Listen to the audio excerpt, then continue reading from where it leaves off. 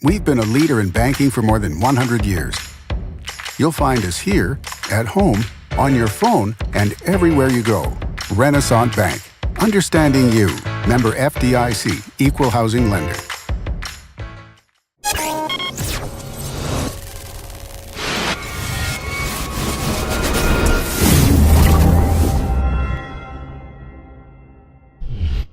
Sponsored by Renaissance Bank.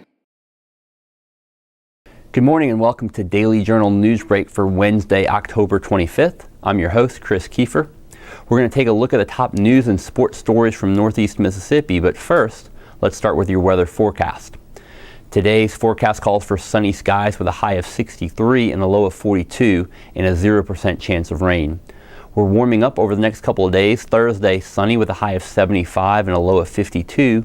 0% chance of rain. We'll stay in the 70s on Friday, partly cloudy skies with a high of 74 and a low of 41 and a 20% chance of rain. And then cool back down on Saturday, again partly cloudy with a high of 53.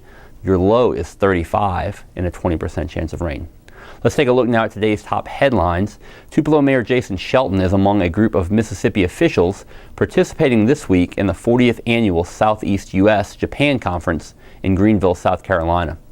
The annual conference is viewed as being important to protect and grow economic development activities between southeastern states and Japan.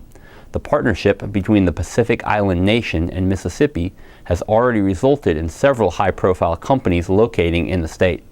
That includes the Toyota Automotive Manufacturing Plant in Blue Springs and Nissan in Canton. In addition, there have been numerous Japanese auto supply companies that have located in Mississippi. The Southeast U.S.-Japan Association was created in 1976 to promote trade, investment, understanding, and friendship between Japan and the region. The member states are Alabama, Georgia, Tennessee, Florida, South Carolina, and North Carolina. Mississippi joined the association in 2007. A new program from the Kiwanis Club of Tupelo hopes to help a group of students become better readers. But more importantly, it also seeks to build relationships and confidence for those students. The program brings Kewaneeans to Tupelo's Parkway Elementary 3 days each week to work one-on-one with a group of the school's second graders.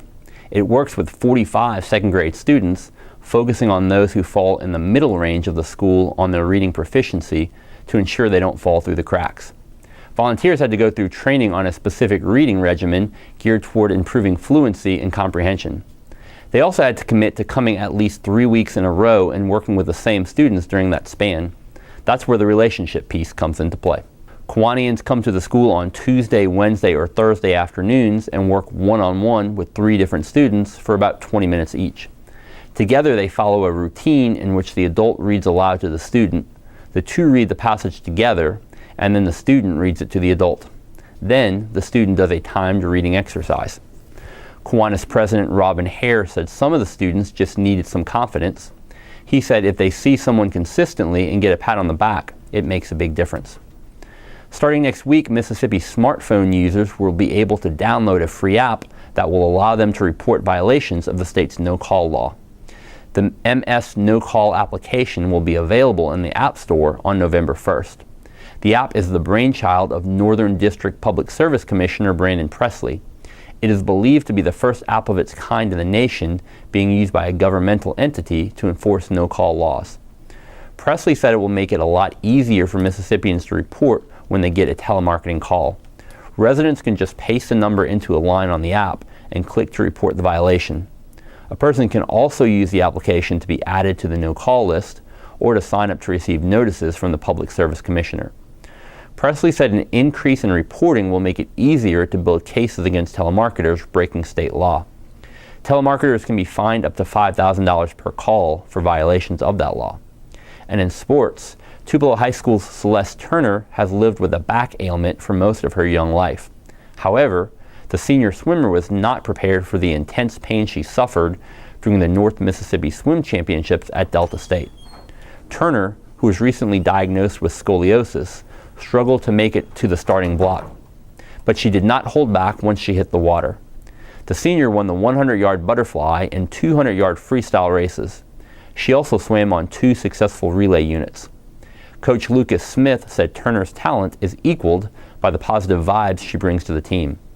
Turner is qualified to compete in Saturday's MHSAA Class II state championships at the Tupelo Aquatic Center. She said an MRI showed her spine was twisted and that the condition limits her weekly training. Turner has committed to swim at Florida Gulf Coast University next year. She says she loves the sport and wants to continue competing in college if she can overcome her ailment. That does it for Newsbreak on this Wednesday. Don't forget that this show is just one of the many online offerings courtesy of the Daily Journal that gets you news off the page and on the go. Check out the Prep Rally podcast for the latest in Northeast Mississippi high school sports with hosts Brad Locke and Dalton Middleton. Look for a new episode this afternoon in Apple Podcasts or Google Play. You can also find it at preprally.djournal.com. Each story discussed on Newsbreak can be found in your Daily Journal or at djournal.com, where you can also find a new episode of Newsbreak each weekday morning at 7 a.m.